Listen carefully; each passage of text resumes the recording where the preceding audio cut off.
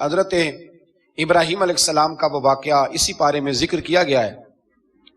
جب حضرت ابراہیم علیہ السلام نے کہا تھا کہ اے اللہ مجھے دکھا تو مردے کیسے زندہ کرے گا، تو رب کریم نے فرمایا یقین نہیں. عرض کی یا اللہ اطمینان قلبی کے لیے ایک علم الیقین ہوتا ہے، ایک عین الیقین ہوتا ہے، ایک حق الیقین ہوتا ہے. کہ یا اللہ میں اطمینان قلبی کے لیے، تو اللہ نے فرمایا 4 پرندے لے لو. حضرت ابراہیم علیہ السلام نے 4 پرندے لیے. اس نے لکھا ہے کوا تھا، مور تھا، مرغی تھی، کبوتر تھا، مختلف نام آئے. وہ 4 پرندے لیے، پھر ان کو ذبح کیا، پھر ان کا قیمہ بنایا، پھر گوشت ایک دوسرے میں مکس کیا، پھر 4 مختلف پہاڑیوں پہ رکھا. اللہ نے فرمایا مکس ہو گئے نا آپس میں، اب تم آواز دو.